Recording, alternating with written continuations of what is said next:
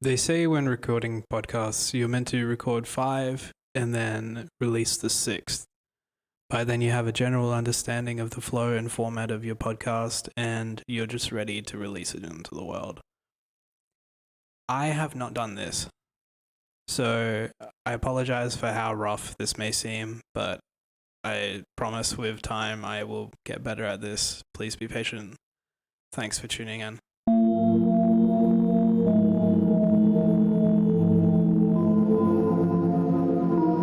Close your eyes and open your mind. I'm your host Michael, and welcome to This Strange Void.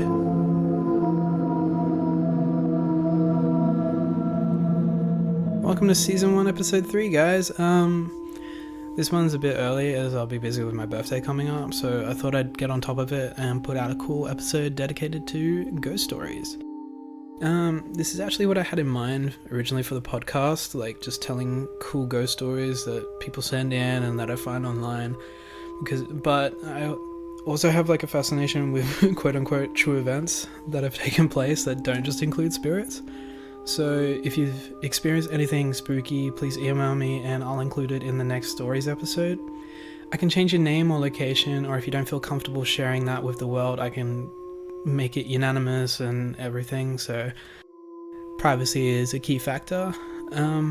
Whether you believe in the paranormal or are just interested in the weird, I hope that this one gives you the chills. I am so surprised and excited by the amount of downloads that I've received from the last episode. Thank you so much, and I hope I can entertain you with spooky tales. So let's not waste any more time and get started, shall we?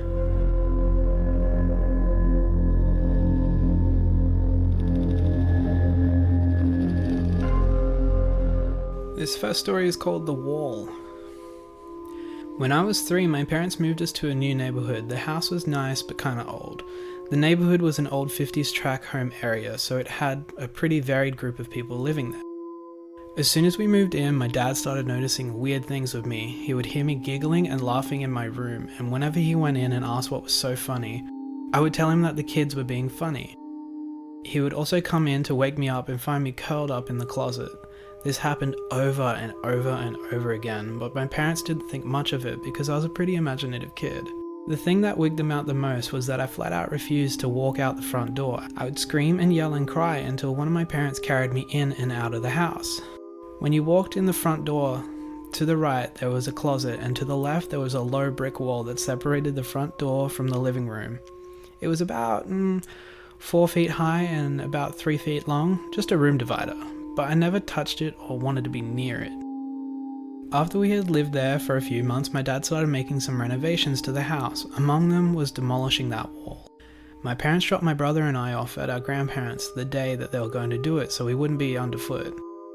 We didn't end up going home for a week. When my dad knocked down the wall, he had to call the police.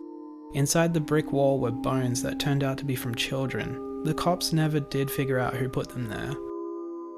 The house had been owned by a lot of people, many of them who had rented it out. So it's just one of the many weird things that happened in my town that was never figured out.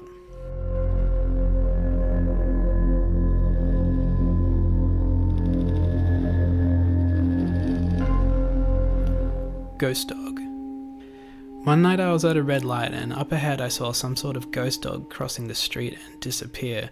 It was somewhat transparent and moved effortlessly, like it was gliding almost.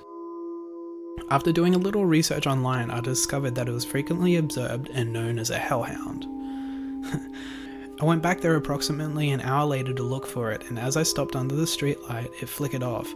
I shit you not, someone else crapped my pants.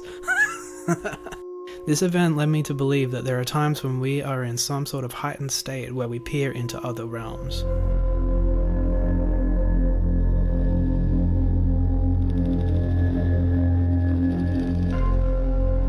The shadows. For most of my life I had suffered from eye migraines, which means I see an aura but I don't feel pain. One night while I was lying in bed, I started seeing shadows moving around the walls, thinking maybe I was having another migraine. On the wall next to me was a static shadow, which stood out as it was stranger than the others. I was wondering why the shadow was static while the others moved with my eyes, and just as the thought had crossed my mind, I suddenly felt a cold breath on the back of my hand. At that moment, my hand was too far from my face to have been my own breath. I freaked out and told my boyfriend to go to bed with me. I'm not entirely sure it was paranormal, but either way it was quite disturbing.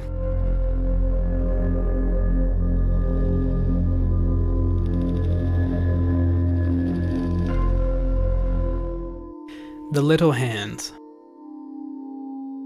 I've never lived in a haunted house, but my mother did as a teen. Other houses on her street had strange things going on too. A few homes away from her lived a family. One night the daughter went to bed with a bad headache. The next day, she's dead. She passed away from an aneurysm. After her funeral, the family went away to get their minds off the tragedy, and the father asked my uncle, my mum's brother, to check on their pets. My mum and dad, who were dating at the time, went with him. My mother had heard that there was a grand piano and she wanted to play it. My dad was studying to be a veterinarian. After entering the house, my uncle and father headed to the basement to see the animals, and my mother went to the piano on the ground floor.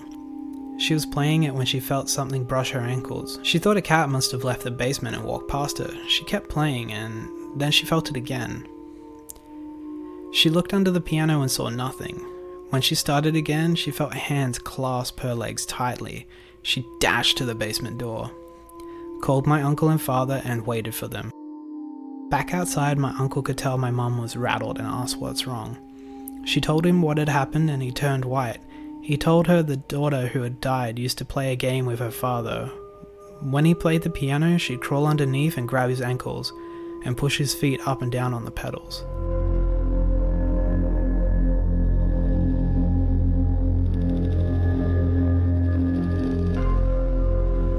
The Phantom Patient. The ambulance company that I used to work for had a haunted, quote-unquote, ambulance Rig 12. A lot of EMTs had stories about it, and I never put much stock into the paranormal stuff. That is, until I had my own experience with Rig 12. My partner and I were working on a rural community at 3 a.m. It was pitch dark and completely quiet. We were both dozing. I was in the driver's seat and she was in the passenger seat. I woke up to a muffled voice, but I thought it was my partner talking. I told her I was trying to sleep and closed my eyes. I distinctly heard a male voice say, "Oh my God, am I dying?" Followed by a few seconds of heavy breathing. My partner and I sat straight up and looked back into the patient compartment where it sounded like the voice had come from. Things were quiet for a few seconds, then we heard the click of an oxygen bottle regulator and a hiss as if it were leaking. I turned on the lights and we ran out of the rig. I thought a transient might have climbed in while we were asleep, so we opened the rear doors. No one was there. I checked the oxygen bottles, neither was open. We didn't sleep much after that.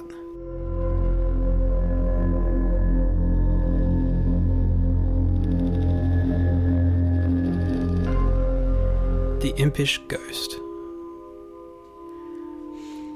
My friend Diane and I had a playful poltergeist for years, and we called it Billy. I'd come home and find something put in a weird place. Milk in the cupboard, toilet paper in the fridge, laundry detergent in the bathtub.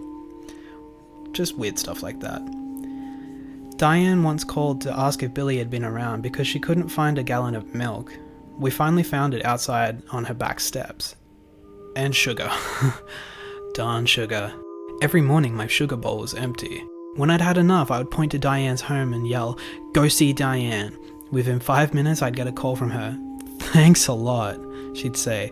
He'd gone and pulled shenanigans at her place. This occurred for about an entire 2 years we lived there. No one believed us, not even our husbands. My mother thought someone was stealing from us when we were sleeping or out of the house. My sister believed something was going on, but didn't know what. I still can't explain any of it.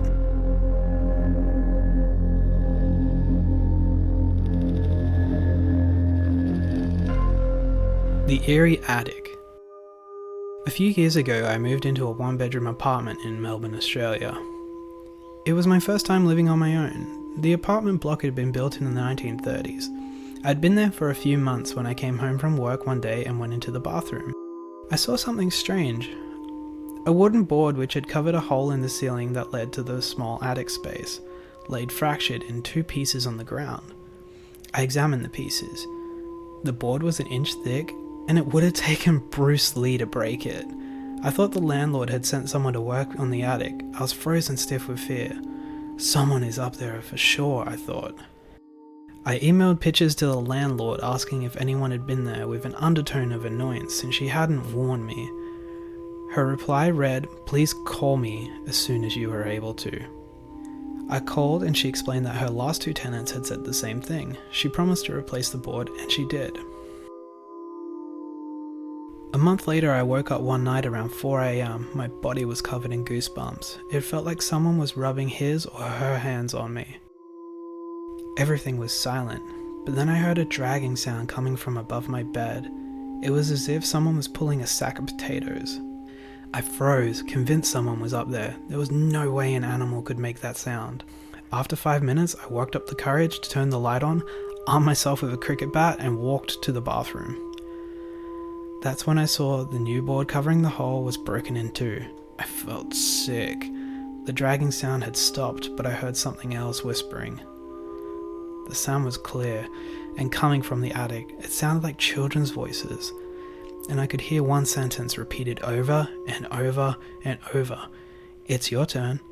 It's your turn." I switched on every light in the apartment to make things feel normal, as much as I could. It was 5 a.m. and dark outside.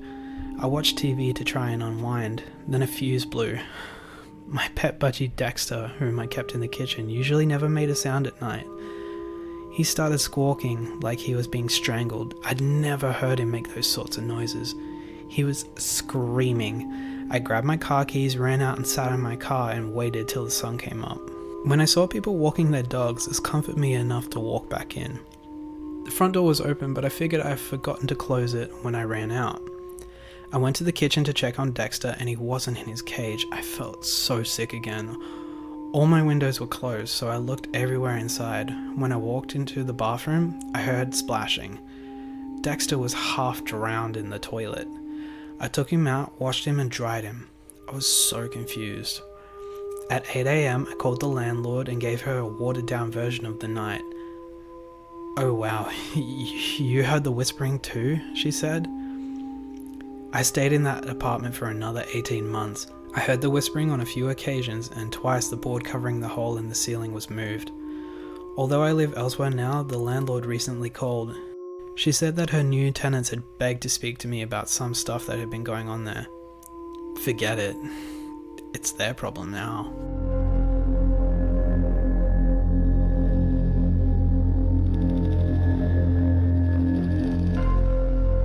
The boy with no eyes.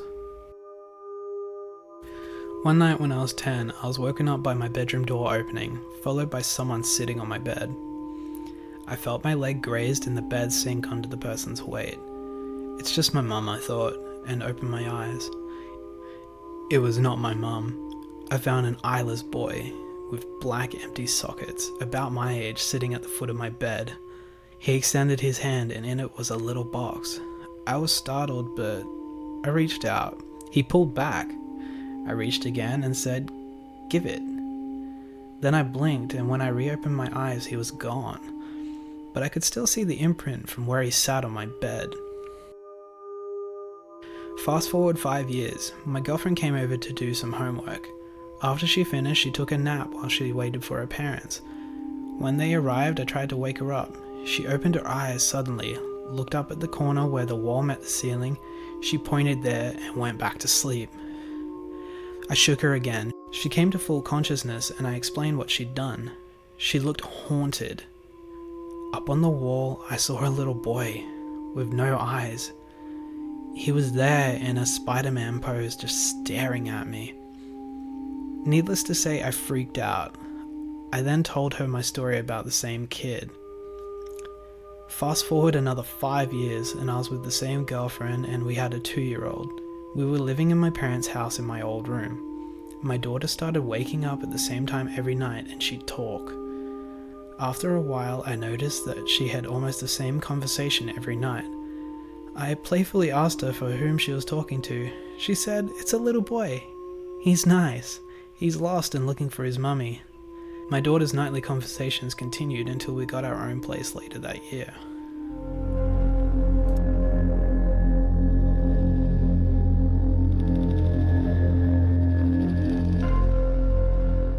The Red Lady of Huntingdon College. Here's a story that dates back to 1910, but almost any student at the college should recognize it. That's because the events that led up to it are said to have actually happened. As the story goes, in 1910, a young woman who was new to the school was known for her love of the colour red. Sadly, she was also known for being strange and a loner. As the first term got underway, the young woman grew increasingly isolated. Eventually, she took her own life by slashing her wrists. Her body was discovered in a red gown, drenched in blood. From then on, students and faculty have been reporting sightings of a young woman dressed in all red. She's appeared all around the college's campus. The figure dwelling in perpetual isolation is often cited as a reminder of the importance of being kind to one's peers.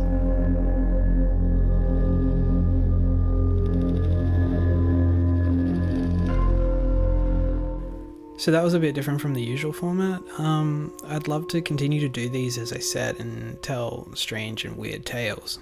It'd be awesome to hear some new ones from you guys as well. So as I mentioned before, email me any stories that you might have that you'd love to share on the show, or any topics that you'd like to learn more about together, to thisstrangevoid@gmail.com. My plan from here forward is to research, write and record a show fortnightly, or bi-weekly for you American listeners, and release it here every second Saturday, Australian Eastern Standard Time.